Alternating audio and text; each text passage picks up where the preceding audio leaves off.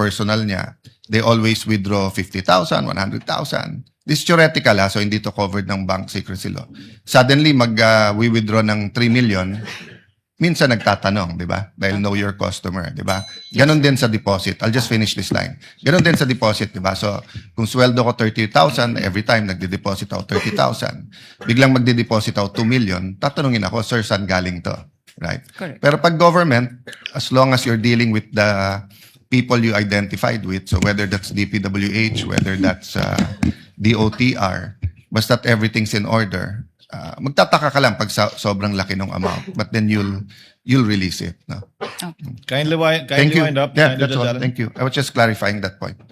Thank you, Senator Judge Allen. Senator Judge Risa Ontiveros is recognized. You may proceed, ma'am. When you're ready, you have 2 minutes.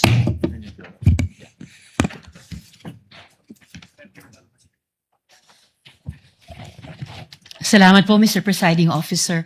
Madam Witness, yung 32 years nyo po na sinabi sa banking industry, yun po ba lahat ay sa land bank lamang? Opo. Okay.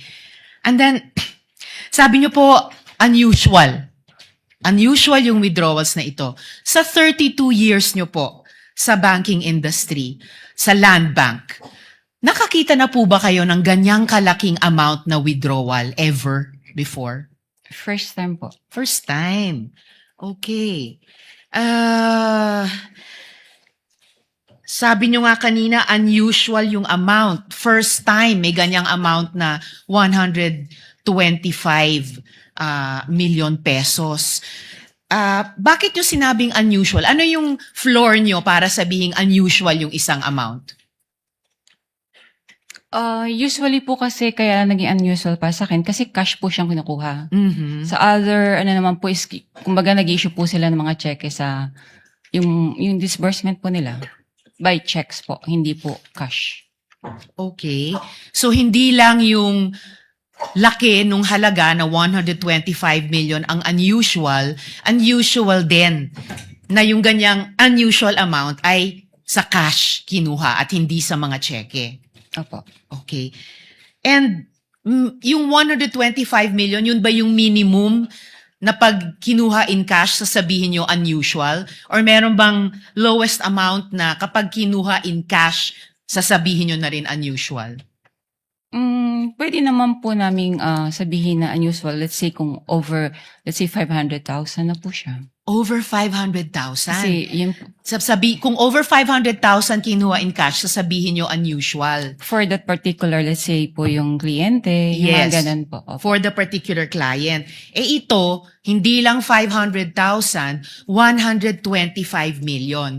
So, 250 times mas unusual sa minimum amount na sasabihin yung unusual kung kinuha in cash. Depende po rin sa yung kliyente po. Depende sa kliyente. But kung sino mang kliyente aside, nasabi niyong unusual dahil 125 million na para po sa akin is 250 times yung 500,000 at hindi po in check, kundi in cash po kinuha. Pwede nga po, depende po sa depositor po niya. Kung regular lang sa kanya yung mga ganang withdrawals or what, it's usual. Okay. Pero kung parang for the first time ma-encounter namin that much, unusual po sa And amin. this was your first time. Opo. And in your 32 years, higit 3 dekada, kung masasabi nating pambihirang amount ito in cash, Opo. masasabi nating once in a lifetime yung ganitong amount in cash. Pwede po. Pwede. Alright. Salamat, Mr. Presiding Officer. Thank you. Tutuloy ko po sa second round. Thank you, Senator Judge Risa. Senator Judge Villanueva, thereafter, our distinguished Senate President. You may proceed, sir, when you're ready. You have 2 minutes. Thank you, Mr. Presiding Officer, Senate President. Madam Witness, binanggit niyo po yung unusual, no? And gusto kong susugan yung katanungan. Yung usual, below 500,000 pag individual. Pero kung ito'y government agency, paano niyo masasabi na ito'y unusual? Any depositor naman po, kung hindi naman po ganong frequent silang nag-withdraw ng ganong kalaking cash. Kaya po, naano ko siyang unusual. kung ganito po na 4 na beses na nag-withdraw na 125 million, would you say usual na siya? Unusual nga po. No, Kasi- kung 4 na sunod-sunod na yung binanggit po ninyo, 125 million, sunod-sunod, nagiging usual na po ba siya? O unusual pa rin? Pwede naman po. Na What is usual. it? Kung sunod-sunod naman po, magiging ano na po siya. Talagang usual transaction na po yun. So, kung ganun nga po, na 4 na sunod-sunod, usual transaction na siya. Opo. Madam Witness, as I understand, no, yung process, the BM would provide the funding, notice of cash allocation, and then the agency authorizes the disbursement. At kayo, for example, sa inyong bangko, sa land bank, bine-verify nyo lang at you pay the corresponding instruments. Is that correct? Opo. Bine-verify po yung pag-issue ng cheque po, yung mga signatories, payees, like that po. So bago po inilabas ang salapi o yung pera, ano-ano pong dokumento yung aktual na natatanggap po ninyo at inyong masusing sinusuri? Kasi sabi nyo nga ho, I'm sure from the first withdrawal, as you made mention, it's unusual.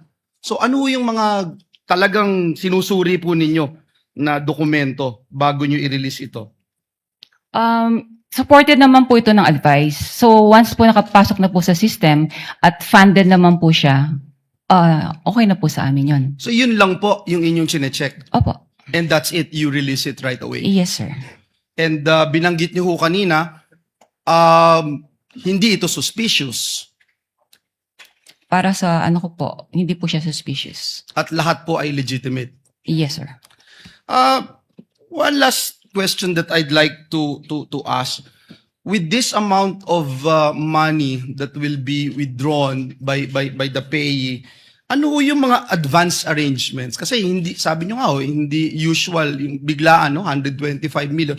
Ano yung mga advance arrangements na inihingi po ninyo o tinatawag po sa inyo bago mailabas po itong salapi na ito? How far in advance was Land Bank informed that these amounts of physical cash would be required for each transaction?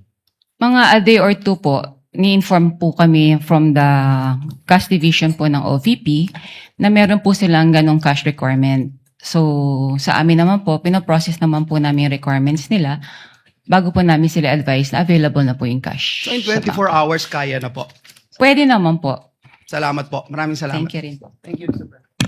Thank you, Senator Judge Villanueva. The distinguished Senate President is recognized. You have 2 minutes for your interjection, sir. Thank you. Thank you, Mr. Presiding Officer.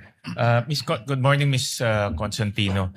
Sundan ko lang po yung natanong kanina ni Senator Risa. So in your 32 years in Land Bank, hindi pa ho kayo nakakita ng withdrawal na ganito kalaking amount? 125 million. Tama Opo. po ba? Yes po, sir. Ano yung pinakamalaking nakita nyo ng withdrawal? In cash? Hindi ko na po ma-recall. More or less lang. Ano. Mabigyan nyo kami. In cash? In cash. Siguro Yung po pinakamalaking nakita nyo na o na-experience nyo na in your mga 32. 500,000 po. 500,000. And next, ito na, 125 million. Yes, sir. Ang Shaw Boulevard, maraming negosyo dyan. No? So I assume maraming mga private companies dyan. May nakita na ba kayong cash withdrawal from a private company na ganito kalaki in the hundreds of millions? Mostly po mga cheque po yung ini-issue nila. Cheque? Meron Opo. bang mga cash withdrawal din? Yung mga sa private companies? Wala po. Wala, puro Checks. cheque lang ang ini-issue nila. Opo. And then, nabanggit nyo kanina na 4 na beses pumunta sila Miss Acosta at si Mr. Ortonio sa inyo. Opo. Tama po ba? 4 na beses? Yes, sir. Nung nagwi-withdraw sila, meron ba kayong any casual talk kung saan gagamitin itong mga perang ito? Kasi sabi nyo nga kanina, unusual, ngayon lang kayo nakakita. Hindi ba nagkaroon kayo ng konting parang casual talk sa pangatlo o pang-4 na pagkita ninyo kung saan gagamitin tong perang to? Hindi ko na po ma-recall, Your Honor. I'm sure nag-uusap kayo, di ba? Yeah, brief talk. Brief talk, mayroon bang nasabi kung saan gagamitin itong perang ito? Hindi ko na nga po maalala. Sorry Ay, po. Hindi nyo na maalala. Okay. And then,